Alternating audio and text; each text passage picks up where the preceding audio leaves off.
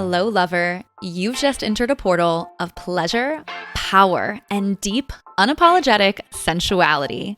This is Talk Tantra to Me, where we liberate your authentic self, reclaim the wisdom of the body, and let pleasure lead the way. I'm your guide, Leola, tantrika, pleasure priestess, best-selling author of Sacred Sex Ed, and devoted student of the erotic mysteries. I'm here to strip away shame and awaken your most radiant, sacred, and sensual self. Get in, babe. We're conspiring for your most pleasurable life and seducing the world into a greater good. So, take a deep breath with a vocal exhale, relax that delicious body of yours, and let's talk Tantra. Over the years, I've been approached by many pleasure-based companies to promote their products, but I've only ever said yes to one person because I genuinely love these products so much, as well as the woman behind them. Wands, spelled W-A-A-N-D-S, is a crystal pleasure toy company, and they have been a part of my Tantra journey since the beginning. And they're not just toys, they're truly activators and beautiful sacred pieces of art that foster deep self-connection, pleasure, and transformation. These 100% pure crystal wands and yoni eggs help you unlock your body's wisdom, clear energy blockages, and amplify your pleasure, whether alone or with a partner. And it's not just about the products. For me, it's about the heart and the soul behind them. And the owner, Courtney, I absolutely adore her. She's been so generous to offer you, my beloved listeners, an exclusive 15% off with the code Leola, L-E-O-L-A. So if you're ready to honor your sacred sexuality and awaken your sensual energy, stepping into a pleasure-filled life, head to wands.com. Again, W-A-A-N-D-S, 2 A's, and use code Leola for 15% off. And you can always find the link directly in the show notes. Trust me, you're going to thank me later. Welcome to Talk Tantra to Me. Today we are talking about pleasure, the witch wound, and I'm going to give you 3 juicy sex magic rituals. These are not going to be just the basic masturbate and think about something that you want to have or to experience type of rituals. No, these are going to be real rituals that are different and maybe a bit edgy, maybe a bit advanced in nature, and they have differentiation to them as well. So let's talk about the fact that it is now October. I'm actually recording this at the end of August, and it feels really juicy and exciting. My summer was a bit crunchy and weird. If you want to hear about that, you can listen to the past recent episodes on angergasm and heartbreak. And so with that being said, I'm really excited to get into the fall. I've never really been like the fall girly. Like, I'm not like, oh my God, give me my pumpkin spice latte. I can't wait to start decorating for Halloween. Like, that's never really been me. But I do feel excited for fall more than I have maybe like ever in my life. Which is kind of exciting and fun. And I don't know if it's just like this season of life and who I am, or if it's just because my summer was so weird. But I'm really excited. I'm definitely more of a girl that like loves the holidays though. Like Thanksgiving through the New Year is hands down my favorite time of year. So it also, it being October, it also means that we're getting closer to that time. So I'm really excited about it. But again, I'm recording in August. In September, I have a trip to New York City where I'm going to be doing some work and hanging out. And then I have 2 retreats. We have our Tantra Love Retreat level 1 and then our level 2 kind of back to back. So September's just going to fly by, and me being the Capricorn girly that I am, I decided to just get really ahead on my podcast. And I was also really excited to film this particular episode because I think it's just going to be really fun and sassy and sexy. So yeah, I got to get out. If you're watching the video, I dressed for the occasion. I'm wearing this velvet tight jacket with these big poofy shoulders and flowy lacy black sleeves, and then it has these like black feathers that shoot off at the shoulders and like a nice tight collar. It's like my witch jacket. I don't know. It's super amazing. I love this outfit, and I thought this will get me in the vibe for the Pleasure Witch episode of Talk Tantra to Me. So let's dive into the content today. So it's October and we are in spooky season. And obviously for those of us that grew up in the US, or really most places in the Western world, we have this identification with Halloween where on October 31st, we would put on a little outfit. We would dress as someone else, sometimes spooky, sometimes not, and explore a different, archetype and go out and go trick-or-treating and get candy. And it was just, fun and also a little spooky. But the origins of this time of year are deeply shamanic in nature, and religious even in nature, and transformational. And so I want to just briefly highlight the different like traditions of the fall. And obviously we have like the fall and the autumn and this like closing of the summer and moving into the season of harvest. The leaves are falling and we're shedding what no longer serves us. There's really like this like death vibe or like dying vibe in the fall where there's like the rebirth in the spring. Like fall to me symbolizes like the death, and then winter kind of represents like this like underworld, like subconscious, the in-between like spiritual aspects, and then spring is this like rebirth, right? So obviously we have Halloween, and Halloween actually has its roots in Samhain, which we're going to talk about in a minute. But Halloween like emphasizes play and, but also like spooky energy, the shadow, the trickster. Like there's lots of commercialization of Halloween and like horror and horror movies. And there's also this like energy of like crossing the threshold between the known and the unknown. And again, just exploring different parts of ourselves. Then we have Samhain, which is Celtic. And I'm actually Celtic. Celtic lineages comes from like Ireland, the British Isles, that region of the world. And Samhain marks the end of the harvest, the beginning of the darker half of the year. We're exploring death. We're exploring shadows. We're exploring ancestral wisdom. People honor their ancestors and also, again, just explore different archetypes. And then similarly, we have the Day of the Dead or Dia de los Muertos.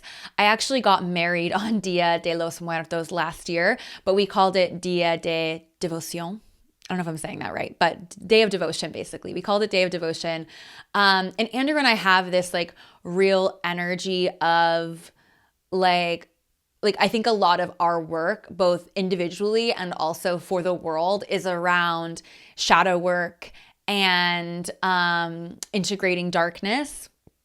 And yeah, from when I very first met him, I called him like a dark wizard, which he didn't love at first, but then grew to like understand what I meant by that and like actually the compliment that comes into that. Because to me, the dark is not bad or wrong. There's just as much magic and love in God in the dark as there is in the light, right? Like it's in the dark of the soil that the seed becomes a seedling, which then becomes a flower and fruit. And it's in the dark of the womb that the baby, the sperm and the egg meet and they form a fetus, and that becomes a baby. It's in the dark of the chrysalis that the caterpillar becomes the butterfly.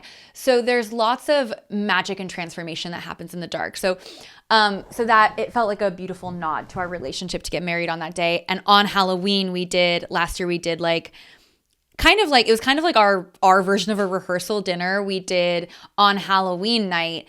And I dressed as Morticia Addams and he dressed as Gomez Addams. And I had this like black wig, and I almost thought about wearing the black wig for the podcast. But I figured that was overkill. But I don't know, TBD. Maybe I'll bring it out one of these days.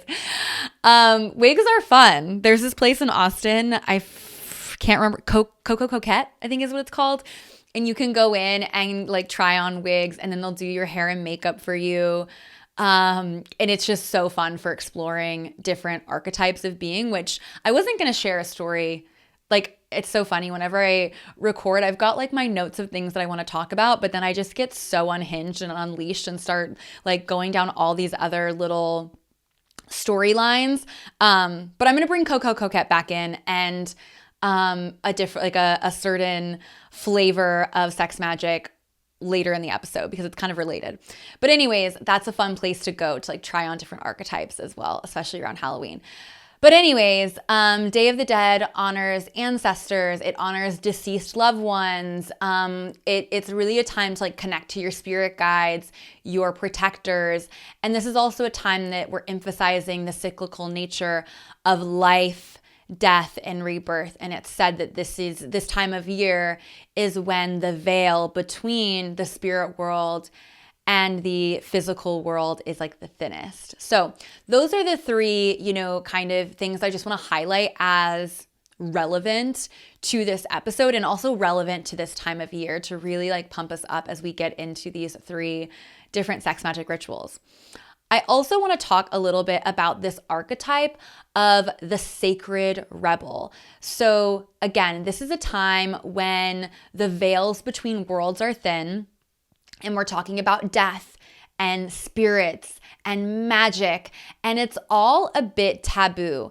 And these are themes that in mainstream culture, we often try to suppress or sanitize on the day-to-day. And I kind of think that this is a time of year where we can like kind of unconsciously, like as a collective, we're unconsciously getting some of that like taboo and rebellion out of our system. But we can really consciously incorporate this energy of the sacred rebel into our work in this season to grow and expand and express more of our authentic self. Because the sacred rebel knows that to reclaim our wholeness, to step into our full power, we must make love to the dark, not just worship the light. We must master the things that we're afraid of. We don't create safety around the mystery or around our sexuality or around money or around God by fearing it or pretending it's not there. We create safety by mastering these parts of ourselves. And that's so much of what the sacred rebel is about, is stepping into your authentic self, stepping into your wholeness. And so in a moment, I'm going to share a little bit about a free offer around the sacred rebel that we're going to be offering to you guys. But I also want to tap into this time of year and the energy of the witch wound. And this might be a concept that you've heard of. It might be a new concept to you. But, we're in Halloween, witchy, spooky season, so I have to talk about the witch wound. And the witch wound refers to the trauma that has been passed down through generations from time when women and men, but mostly women, were hunted and silenced and killed for embodying their femininity, their full range femininity, especially their intuition and their sensuality and their healing gifts. Like, you think about the witch hunts, most of those women that were being burned at the stake were healers. They were midwives. They were helping bring life into this world and keep life in this world. And it's really shit, right? That we're carrying a lot of these wounds in our DNA, in our bones. And this is leading to, in this lifetime, maybe a fear of being too mystical, too powerful, too intuitive, too sexual, too outspoken. There can be this fear of being seen in your gifts, in your authentic self, because somewhere in your lineage or in the collective wisdom that you hold in your body, there's this fear that if I share my truth, I'll be punished. If I share my truth, I will die. And that's a lot to carry, right? And so we live in a really powerful time where we have the opportunity to heal this, to release the self-doubt, the shrinking, the people-pleasing, the over-explaining, the hiding, the good girl, whatever. So again, this just comes from a lot of it from European and American witch hunts that happened over many centuries, but especially between the 14th and the 18th century, when millions were accused of witchcraft. And most of them were really just like women living outside patriarchal norms. They were herbalists, they were healers, they were midwives, they were hot, they were sexy, and that manipulated men just by being hot and sexy. So this wasn't just about witches. It was also about, for the patriarchy, in my opinion, this was about controlling feminine power and controlling sexuality and controlling feminine intuitive wisdom. And this has been internalized and created this generational trauma. So this can lead to, holding back your magic and your sensuality and your pleasure to seem respectable or to be quote unquote good. And this is the time where we have this opportunity to heal the witch wound. And the rituals that I'm going to be sharing today, these sex magic rituals, will support you in doing that 10 out of 10, 1,000,000%, because these rituals are incorporating the 3 superpowers of the dark feminine, which are emotional alchemy, sensuality and sexuality, and intuitive oracular wisdom. So by doing these sex magic wisdoms, you're not just empowering yourself, you're also healing for the collective, healing for your ancestors, and healing for your lineage to come. So how do we really heal the witch wound? Do these sex magic rituals. Also, really work on other feminine arts of intuition, herbalism, sexuality, energy work.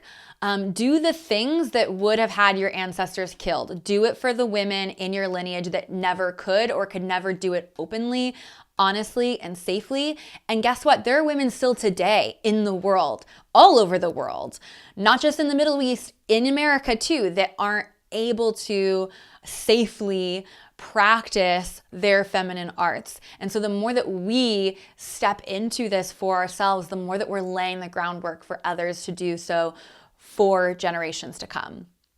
Other things that you can do to heal the witch wound. Sisterhood is such a big piece. We get to rebuild our trust and connection with other women, and healing the fear of betrayal, healing the comparisonitis, healing the judgment and the shame that we put on other women and that women have put on us. And also being visible in all of this, letting yourself be letting yourself be seen in your truth, even if it feels risky.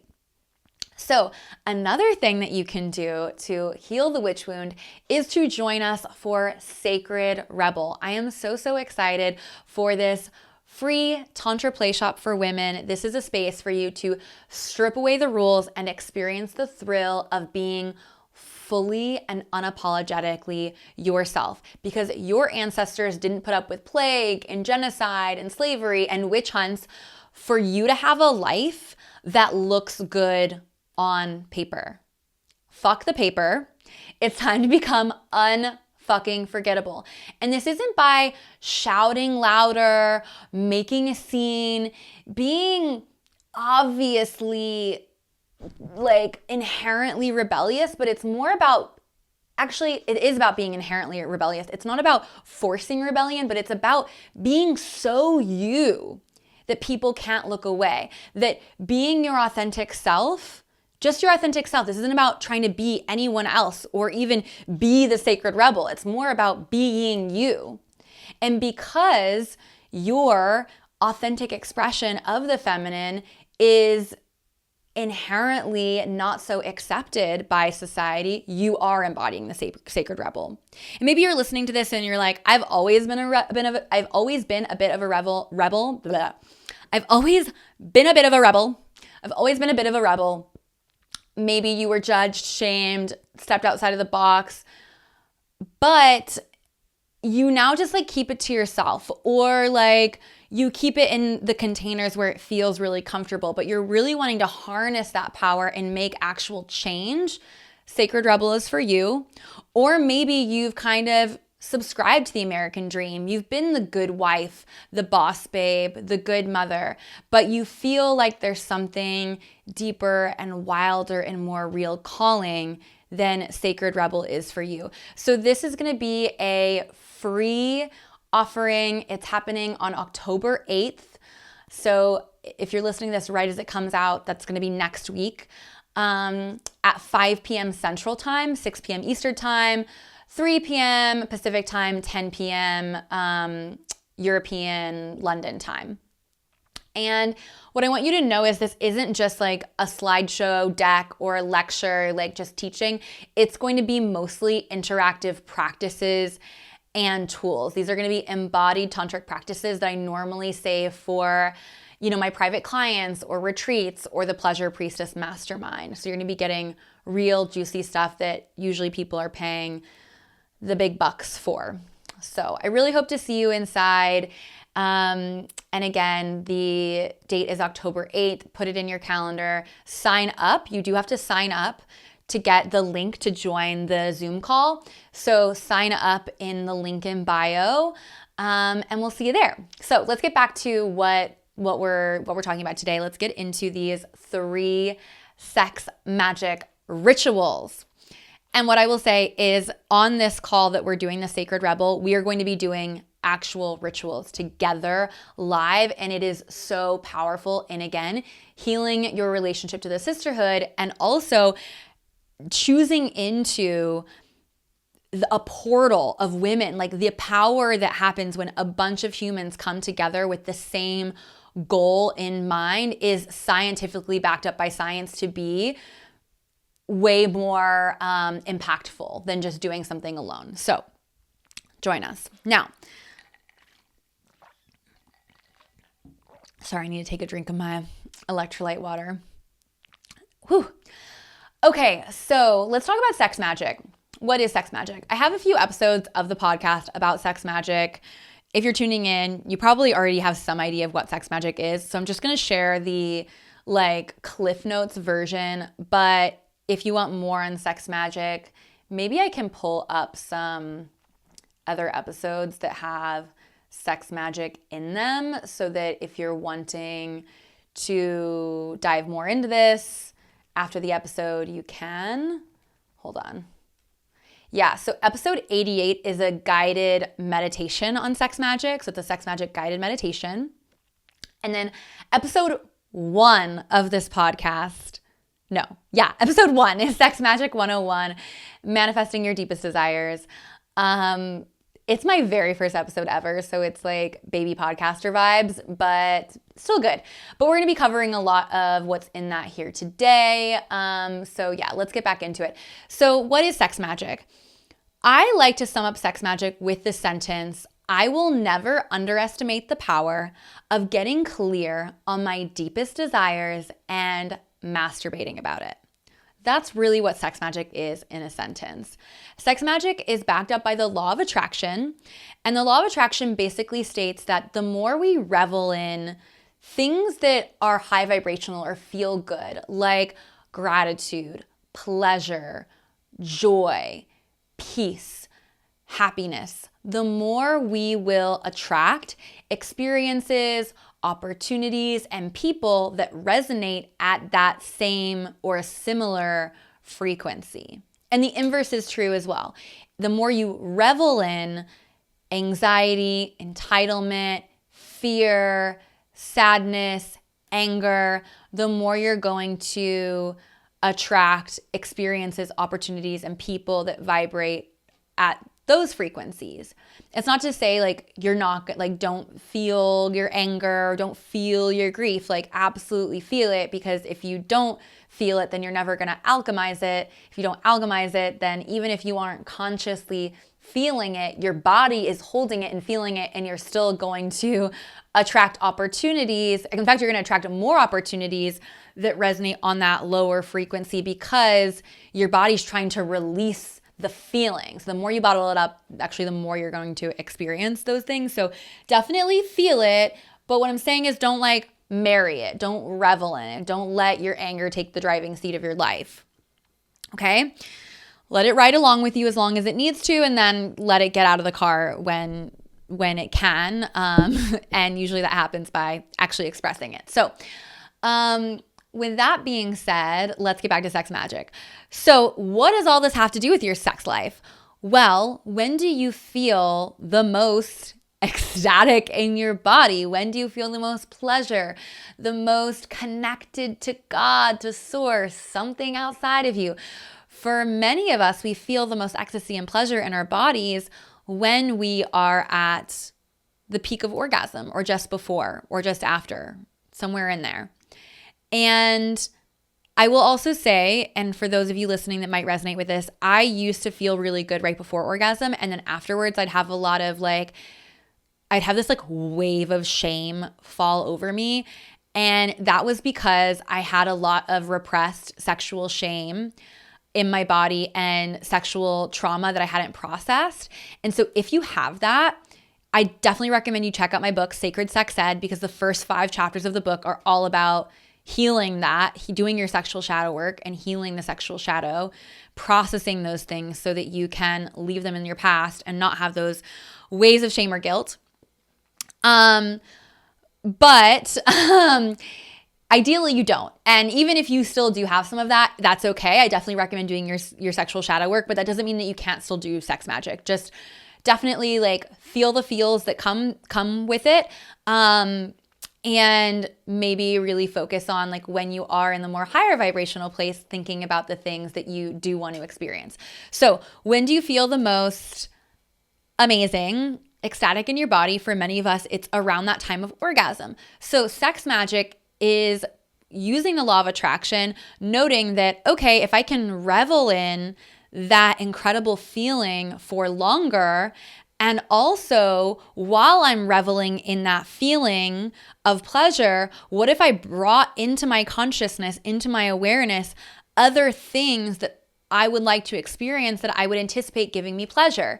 Like a certain number in my bank account, or my dream partner, or a greater sense of peace and saying goodbye to my anxiety, or like prayers for the world, etc. Like any number of things that you might desire to see or experience or have happen. That's sex magic. And generally what you're doing is basically like mechanically, you're getting yourself to that place of like heightened orgasmic potential, and then you are actually thinking in your mind 5 senses reality about the thing that you desire. So if it was like your dream partner, you would think about, his providership. You might think about what it would feel like to meet with him sexually. You might think about what it would feel like to wake up next to him every morning. You would think about like your 5 senses, like emotionally what it would feel like, but also like what would touching him be like? What would smelling him be like? Tasting him, etc. So that's like basic sex magic. We love it. So here for it. Keep doing it if you're doing it. But I want to share like some other options. And I'll share like a little bit about what inspired this podcast episode. So I do a lot of different variations of sex magic, but I haven't talked about as many, although in my book, Sacred Sex Ed, there are some different variations. Each chapter of the book ends with a ritual. But yeah, anyways, I don't often share them like on the podcast. I really mainly keep them inside of my closed containers, or like I might assign different types of sex magic rituals to different types of clients. And so that's where the inspiration for this podcast came from, because I had a client, she's kind of brand new to this world. She's done a ton of self-development, but is pretty brand new to sensuality, reclaiming her feminine, and Tantra. And she's like very type A, overachiever, classic, right? This was me like 10, 11 years ago. And she struggled with self-pleasure for a couple of reasons. One, pleasure for pleasure's sake didn't really light her up. It was like, it just didn't feel productive. Like she kind of got turned on by doing things that felt more productive. And so self-pleasure, just to do self-pleasure, like even though she like intellectually knew pleasure is medicine, this is good for me, it just like wasn't totally landing. She wanted something a little bit more tangible. And then on top of it, she also had some like guilt for slowing down and for not being productive, and like just like guilt for taking the time for her pleasure. So we had a separate protocol for that, but I wanted to give her some like real tangible rituals that actually related to the things that she was working through personally in her self-development journey and also wanted to experience in her life, that were like a couple layers deeper, a little bit more advanced than like the classic sex magic ritual. She was like, I've done like some like basic like sex magic stuff with like some teachers, but she said, the reason I hired you is because I felt like you were like the top of the top and would give me the best, most tailored like things for me. And I was like, great, you came to the right place. So I'm going to be sharing one of the rituals that I shared with her. And I'm also going to be sprinkling in a couple of other rituals that I really love that are sex magic, but are more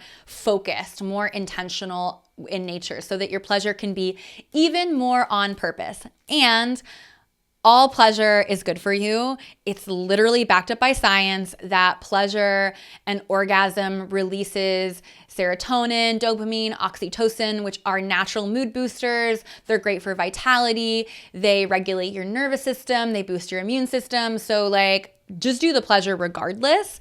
And what I'll also say is take your time, especially when you're doing sex magic. So many of us grow up and learn about our pleasure and our sexuality and our bodies behind closed doors, in the dark, trying to get it over with as soon as possible, trying to be as quiet as possible, and then hiding the evidence. And we don't realize that we're carrying that rushed, shameful energy into our adult sexuality.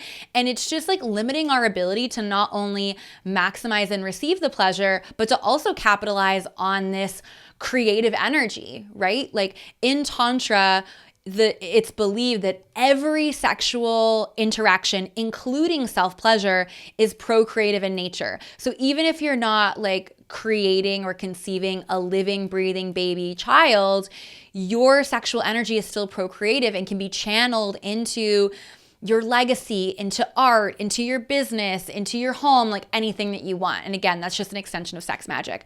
And the more that you like, the longer that you're able to revel in that pleasure, revel in that orgasm, the stronger that magnet of creation becomes. So a lot of sex magic can also incorporate what's called edging, which is like you bring yourself to like as close to orgasm as you can go without actually orgasming. And then you kind of like hold off and like revel in the pleasure, revel in the feel goods, and then you rev yourself back up, almost to orgasm, but not quite. And then you back off and you come back to reveling in the pleasure. And to really make it sex magic while you're reveling in the pleasure, you're thinking about the things that you want to experience. I see you, sister, already so spiritual, deeply devoted to your path, but something in you knows there's more. You've meditated, manifested, maybe even danced under the full moon. But have you fully felt the power of your unapologetic pleasure and sensuality? Have you allowed your body to become your greatest teacher? Have you stepped into leadership in love? The Pleasure Priestess Initiation is your next step. A full year of deep sisterhood where we do life and love together. Online, in ritual, month after month, and in the flesh for a juicy in-person immersion. We'll explore powerful Tantra practices that you can take home and adapt, whether for your beloved, your sisters, or even for your own community. Plus, we'll have amazing guest sexperts, medicine women, and other powerful priestesses already walking the path, coming to share their expertise with you, as well as group masterminds, an electric WhatsApp chat, and high-level support as you step into your fullest expression. The initiation is open for enrollment now to start at the end of October. But as soon as you join, you get access to the vault of over 70 hours of previous Tantra trainings, resources, and the vault of our past guest teachers. This is more than a program. It's an initiation into your power, into your pleasure, into the woman you know you came here to be. Are you ready to awaken the pleasure priestess within? Click the link in the show notes to claim your seat in the temple, or visit us at www.talktantratome.com/pleasure. Okay, now let's get into the 3 rituals I have prepared for you guys today. Ritual number 1, the shadow penetrating ritual, sex magic ritual. Shadow penetrating sex magic ritual. This one is so perfect for this season. I really intentionally tried to pick rituals that I felt like kind of went with the spooky season, Halloween, Samhain vibe. So the first one is the shadow penetrating sex magic ritual.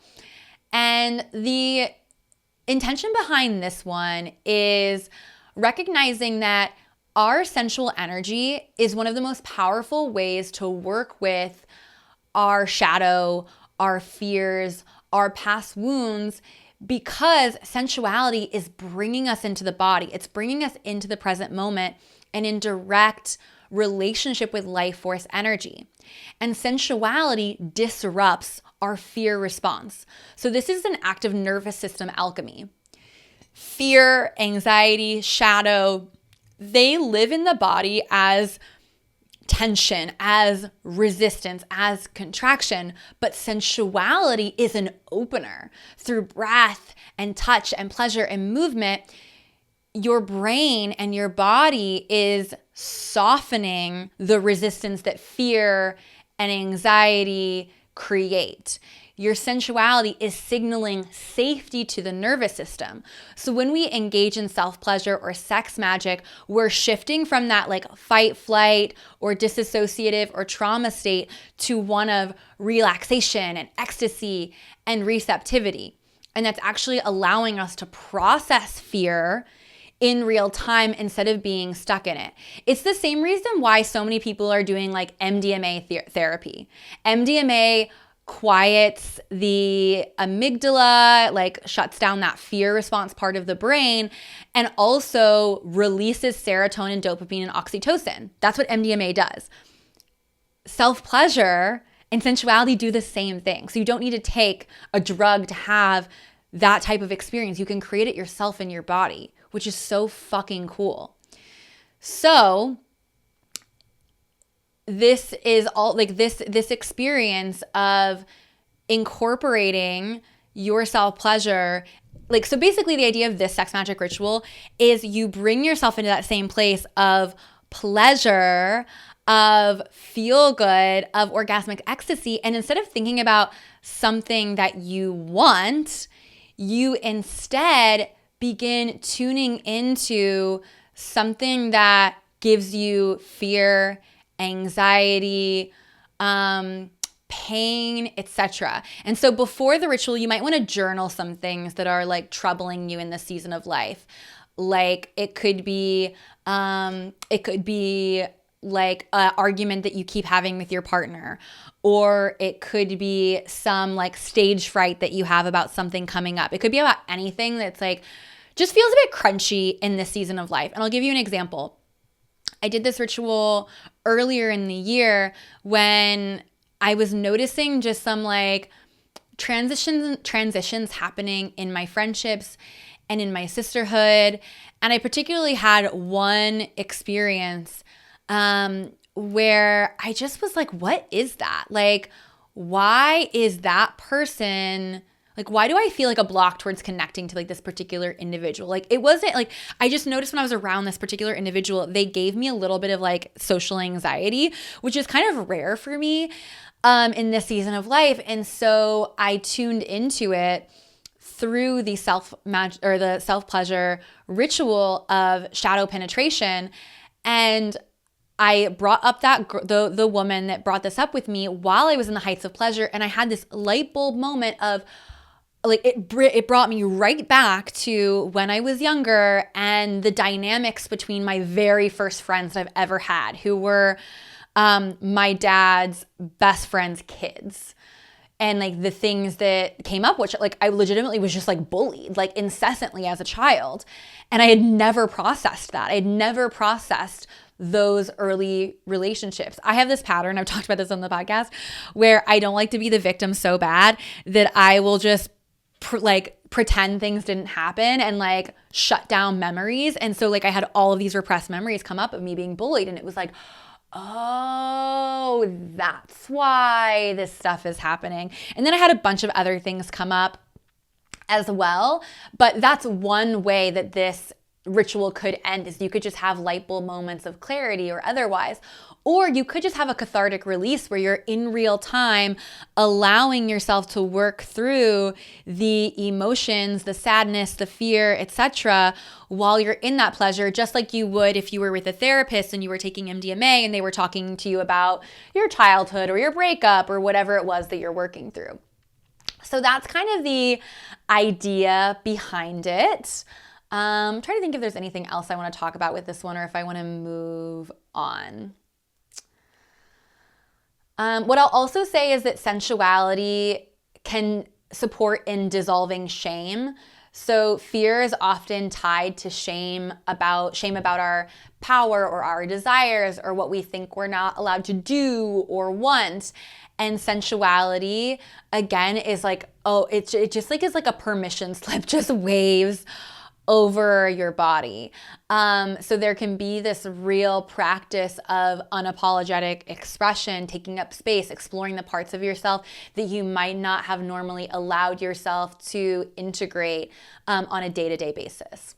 So that's what I'll say about that one. Again, that's the shadow penetrating self-pleasure ritual. Again, maybe journal some things before you go in, then go into the self-pleasure. Once you're aroused, bring that crunchy piece to the top of your mind. Observe what happens in your body. Notice what you're experiencing with it. There's also another body of work that's sort of related to this that's called Existential Kink. It's a book, Existential Kink by Carolyn Elliott. And she says too, like this is kind of like a side, this is like a different ritual, but I'm just going to weave it in because it's kind of related. It's not one of the three, so I guess you're technically getting four. But this is Carolyn Elliott's work, so I can't like claim ownership of this one so much. But yeah, so Carolyn Elliott says that the things that we continually experience that we don't like in our lives, they're continuing to happen because on some level we like it. So for example, maybe you're always having back pain, and maybe you, on some subconscious level, you like having back pain because then you can complain about your back pain and people will feel sorry for you, and then you'll get attention, and you love attention. You're a little attention whore. And so what you would do in the sex magic, if that resonates for you, it may or may not. I've had chronic back pain at different times in my life, and I actually healed it with a different body of work, not from this.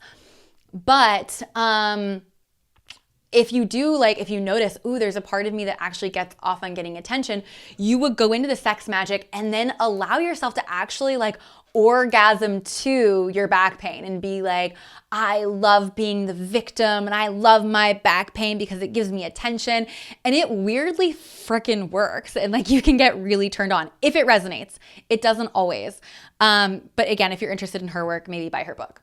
But the idea is shadow penetrating ritual, get into that place of arousal, and then ask God, like get curious, like use your sensuality as a medicine to soften the blow of whatever is bringing you pain, dis-ease, crunchiness, etc. Okay, so that's the first one.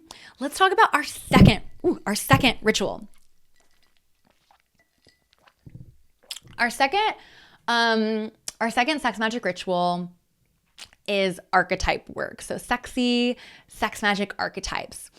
So with sex magic archetypal work, you are in your heightened state of sensuality, sexuality, orgasmic bliss, envisioning yourself as the archetype that you're wanting to step into, or envisioning yourself making love to some deity that you're working with, okay? So what are archetypes? Archetypes are kind of patterns or symbols that, or like energies that exist in our collective unconsciousness. They're reoccurring themes that we see throughout humanity, that we see in different myths and stories across cultures all over the world. Like you notice, for example, how like Halloween and Samhain and Dia de los Muertos, regardless of the fact that they come from different parts of the world and even different time periods, they're similar archetypes that exist within each of those different lineages, right? And so that's kind of the idea. Another way to look at it is like, okay, you have Greek myth and you have Roman myth, and in both of them you have the archetype of the lover. In Greek myth, it's Aphrodite. In Roman myth, it's Venus, but they're both the lover archetype, right? So those are archetypes like the rebel, the mother, the maiden, the trickster, the king, the queen, etc. Right? So in practice, these archetypes can help us embody and understand what we're experiencing in our life and what we desire to experience. They say that you attract what you are, not what you want. So if you want to have a life that feels more like a queen, you don't just like want it. You ask yourself, how can I be the queen? And what better way to embody and experience a queen-like energy than bringing it into your sex magic practice when you're the most connected to God, goddess, etc. And the queen, like the queen and king wear crowns, like they wear those halos because that's meant to be like, this is my connection. The crown is meant to be almost like an antenna to connect to God. And for me, I connect to God through my self-pleasure. That's how I find God in my body. So deities, on the other hand, are personifications of these archetypes. So if the lover is the archetype, then Venus and Aphrodite are deities. So if you're doing this type of ritual, this sex magic ritual of archetype, you might want to think about like an archetype of the feminine, and think about how they would relate to pleasure and in love, and envision yourself in their energy or role while you are self-pleasuring. In the Higher Love Club, I have a whole teaching on the divine feminine archetypes. You also get access to the Higher Love Club and Pleasure Priestess. So if you want to dive deeper into like the archetypal work, you can either join the Higher Love Club or the Pleasure Priestess. But yeah, really incredible body of work as well. So I want to give some examples from my personal life. As I've shared, Andrew and I really have this like exploration of the dark really built into our relationship. And the integration of the dark and integration of shadow. And so the year that I met Andrew was the year, I was calling it my birth, death, and sex year. I see birth, death, and sex as the Holy Trinity. And so I was doing many different trainings and studies around those different portals, right? Sex was already like a big part of my work and world. I was already working professionally in Tantra and shamanic sexuality, but I did a shamanic sexuality retreat that focused on death. I also did a sacred hunting retreat. I had the guy, Monsell Denton, who I did the sacred hunting with on the podcast at one point. Let me see if I can pull up that episode because I think it's a good one. Yeah, it was really incredible. It was me and like 7 dudes out hunting. And I grew up hunting with my dad. I actually didn't hunt. Like I never killed an animal. I kind of hated hunting with my dad, but it was like a big, like, so for me, it was like an inner child thing. And it was also this like understanding death and like understanding my connection to the food I eat. There were so many different levels of learning that came with this, but that's episode 116, Sacred Hunting with Monsell Denton. So anyways, I did that. I also did a doula certification, whatever. This all happened in the year that I met Andrew. It was also the year that I moved to Austin, or like my first full year in Austin. I moved to Austin at the end of the year prior, and it was the next year that I went through this whole journey. And I also met my husband.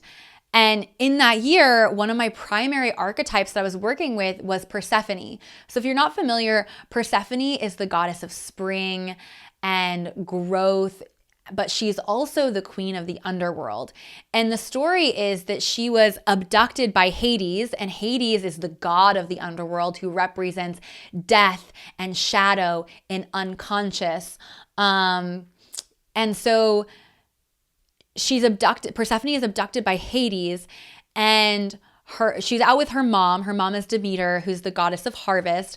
And so Persephone and Demeter are out picking flowers, and then Hades, like, some say abducted. I like to use the word seduces better, because he doesn't just like take her. He kind of like swindles her, seduces her a little bit, because he wants to take her as his queen.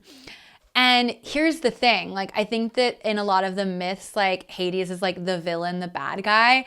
But I think that there's like a real initiation that he creates for her in becoming the queen. Like, it's literally like and in the myth also, Demeter is the mother, and like, you know, she really represents in many ways like the shadow of the mother and like the controlling mother, because she's not really letting her daughter like grow up and have this lived experience. And so it's kind of this like the cycle of like the mother releasing the maiden and the maiden stepping into the queen.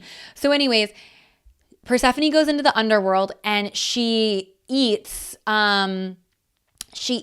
some pomegranate seeds in the underworld. And because she consumes the food of the underworld, she then is stuck there for part of the year. So she spends part of her year in the underworld with Hades, and part of her year in the underworld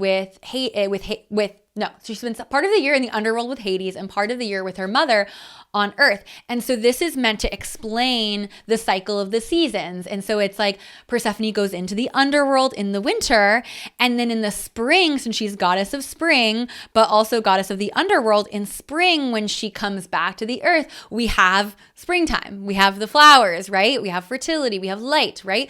So to me, like, Persephone really represents this balance of the light and the dark feminine, and this like wise woman versus this fertile maiden, right?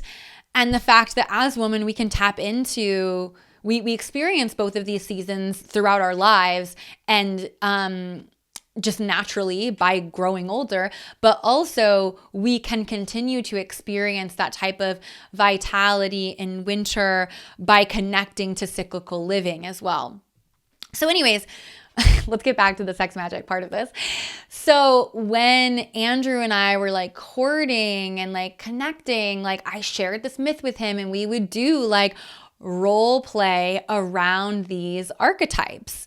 And our very first play party that we ever hosted together, a Naked Soul Society play party, we dressed, it was around Halloween, and we did a ritual theater performance of the abduction. And it was really powerful and sweet to do that in a room where so many people were connecting to their sensuality and their eroticism, and to allow ourselves to fully embody those and be seen in it was deeply powerful. And I think that, again, like, it's so interesting because our relationship has continued to follow out that theme of integrating shadow and darkness for better or for worse. And I think that, like, in some ways I'm like, okay, like, what are the next archetypes we want to embody? Because I'm kind of ready to like set the shadow aside for a minute. But yeah, marriage is a mystery school. One of the best mystery schools you can enroll in. So highly recommend. But that's one example. Another example, I've had clients that they really want to step into their muse archetype. They want to attract and inspire the men in their lives, like get out of their, boss babe vibe. And so we work on like, okay, like what would it look like for you to be the muse? And like allow her to envision herself as the muse in that sex magic ritual.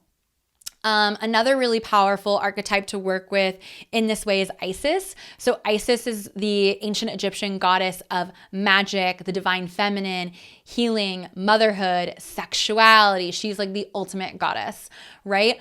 And so she was married to Osiris. And the myth is that Osiris was killed by his brother Set, who was jealous and power hungry. So he murdered him. And not only did he murder him, he scattered his body parts all across the land. And so Iris, being just who she is, so devoted, searches tirelessly to find all of the pieces of his body and then uses her sex magic to reassemble him.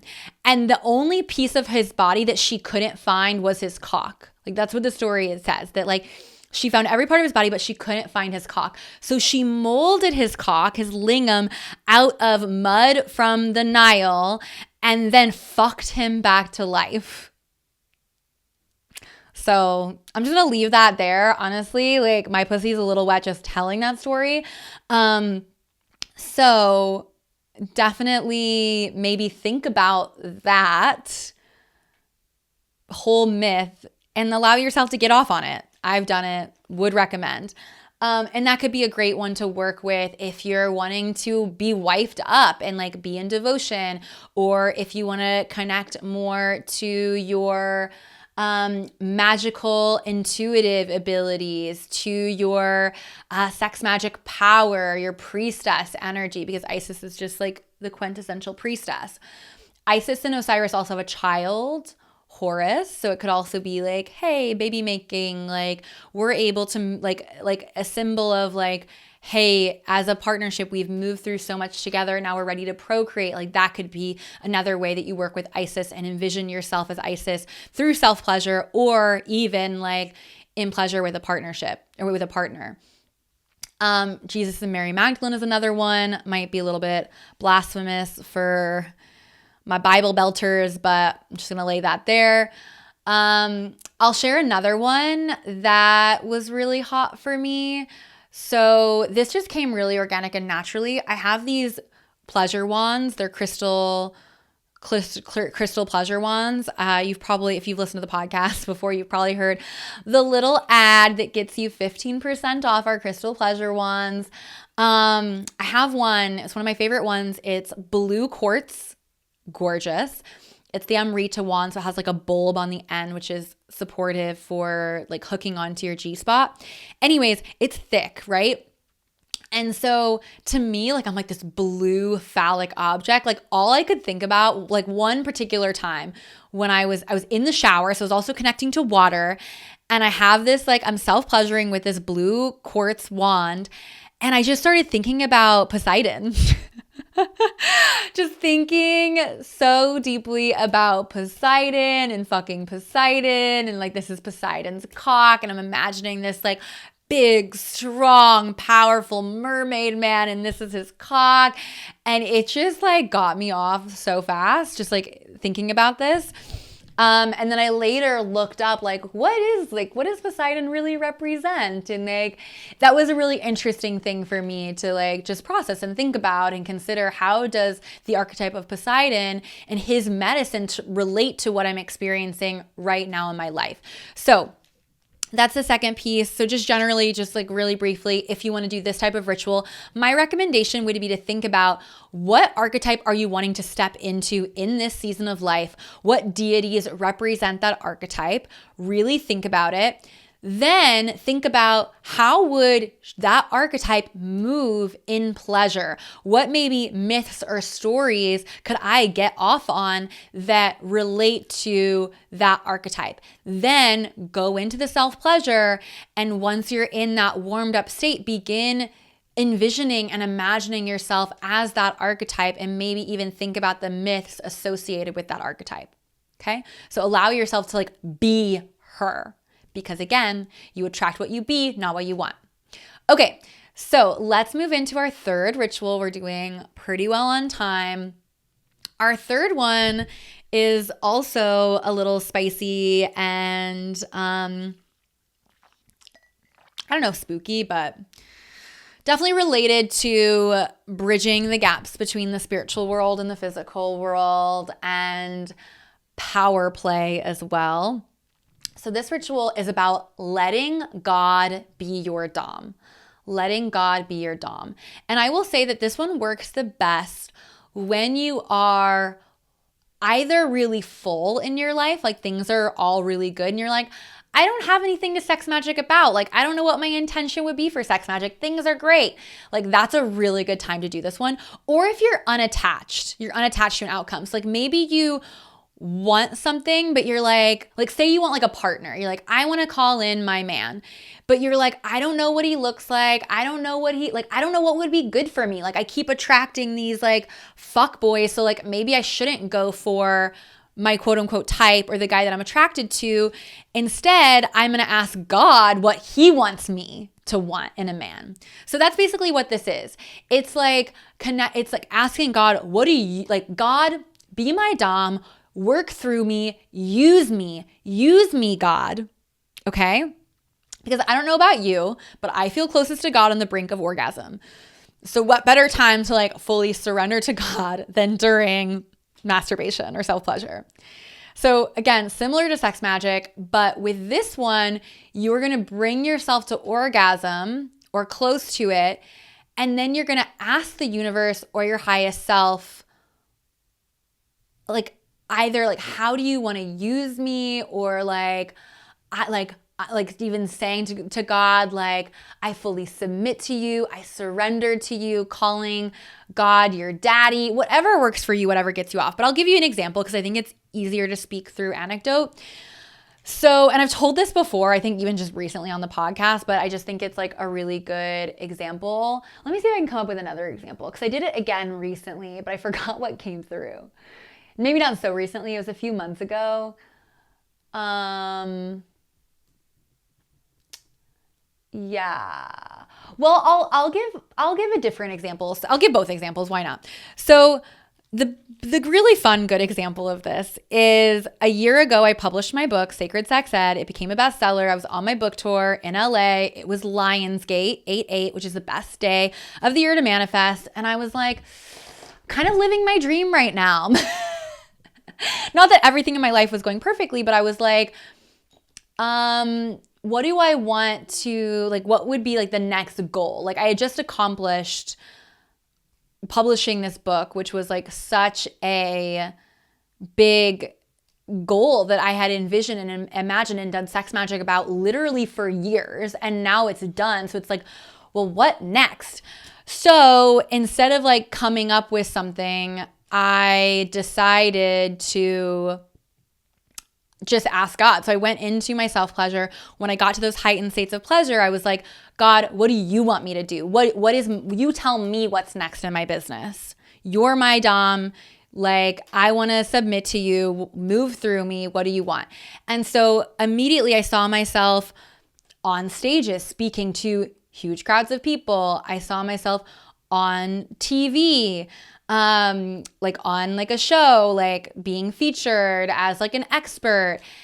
And I was like, okay, wow, wasn't expecting that. Great. Like, that wasn't something that I was thinking that I wanted for like, you know, like I could have gone in any number of ways, you know, in my business. So since then, like, I have manifested several opportunities to speak and hired to teach at other people's retreats and various things that weren't such a regular part of my work in the past years. And I can't share much details about this, and this is not set in stone. I'm kind of negotiating things, and who knows if this is going to pan out or not. But I did get asked to be on a show that is being pitched to a really major network. So TBD, that was last week. We've got to like iron out the kinks and see if it'll work out. And I'm really unattached. I really want it to feel like a juicy, aligned collaboration. So we'll see. But it's even cool. Like, it's even cool to be like, yeah, I had this call with these producers of these really top shows that millions of people all over America are watching. It's pretty wild. So yeah, that's that one. Another time I did this was I was going into a launch. And oftentimes when, like, you know, all the coaches are like, make sure you have your goals for your launch, like pick a really specific number for your income, pick a really specific number of participants. And like, that's what you manifest around and you do your sex magic around. And I've done that a lot and it works. But for some reason, like it just like wasn't getting me off. Like I was doing a sex magic ritual. I had my goal like numbers in mind, and it just wasn't doing it. And I was like, what would make this hotter? Like what, like God, like how do you want this to be hotter? Like what would turn me on about this? And immediately my mind shifted more about like the impact and like more concrete about like what this was going to do for the women, how it was going to liberate them, how it was going to empower them. I started to visualize them in their marriages, like coming back to love. I started to witness them leading their own like Tantra events in random places all over the world. And I was like, oh yeah, that's it. And I started to really get off. And then I also connected to like a certain amount, like instead of the certain amount that I was going to make, it was a certain amount that God wanted me to donate to a cause. So one thing that I do for most of my launches and business celebrations is, first of all, I celebrate myself and I get myself a little treat or something special, but I also donate a portion to a charity that I align with. So in the past, I've donated to Marisi, which is a charity that I've actually worked with. I went to Southeast Asia for them to film a promotional documentary for them to get donations, but that nonprofit frees children from sex trafficking and arrests the bad guys. So I've donated to them. I've also donated to my friend's organization called Fight for the Forgotten / Fight for Her, and they provide water, housing, hospitals, schools to individuals in underserved communities in Africa, like third world communities, and specifically Fight for Her empowers the women in those communities. And then just other places like I'll randomly donate to based on like what's happening in the world, like the floods in Texas or whatever. So yeah, in the sex magic, I also got like a very specific number of like, you're donating this amount. And I was like, okay, got it, cool. And it was an edgy amount, guys. I had never donated that amount before. It was, my biggest donation ever. So it was like edgy, but also turned me on so much. And I love just being like, well, God said so. So gotta do what God says. And it's meant to be a little uncomfortable, right? So a little pro tip for this one. I also like to like tie myself up a little bit or like restrict parts of myself. For this one, it just like adds that extra layer of like, I am fully submitting. So like I can do some like basic self ties with shibari, which shibari is like rope. Like it's basically just rope. So I'll like tie myself up, but you could also like get some like chains or even just like tell yourself, I'm not going to move like my feet have to stay here, or you're gonna like sit on a vibrator or sit on a dildo rather than like use your hands. And like, I don't know, it just like adds an extra layer to it that's a little spicy. So that's my third ritual. God is my Dom. Those are all the rituals. Thank you so much for tuning in with me today. This was such a fun episode to record. I wanna just call back to the Sacred Rebel, and the sex magic and sacred rebel are deeply intertwined because sex magic is inherently rebellious because it's about reclaiming our sexuality as sacred rather than sinful, shameful, or just purely physical. Sex magic is about talking to God, in my opinion. So you are embodying the sacred rebel by doing sex magic.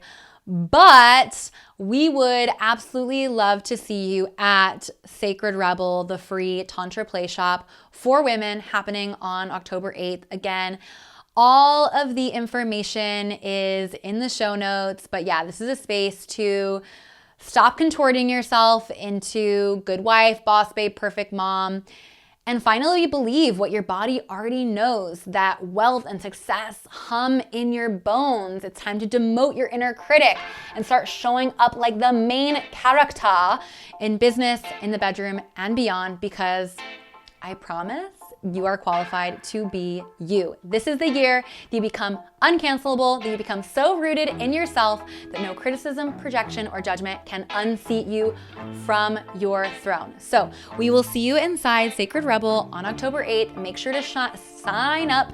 Make sure to sign up in the show notes. See you there. Imagine what could happen if you decided every sexual experience got you closer to your highest self and God. That is a quote that comes straight out of my best-selling book, Sacred Sex Ed. Sacred Sex Ed is the sex education that you never had, but that we all desperately need. One that is empowering, honest, and pleasure-based. It is the pathway to a future in which we feel empowered by our desires rather than a slave to them, in which we feel celebratory of our nakedness and vulnerability.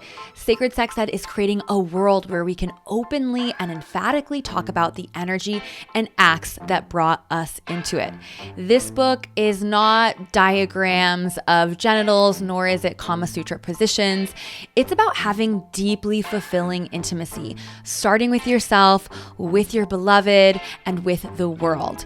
You can pick it up right now on Amazon. Just search Sacred Sex Ed or find the link to purchase it in the show notes. Can't wait to hear what you think.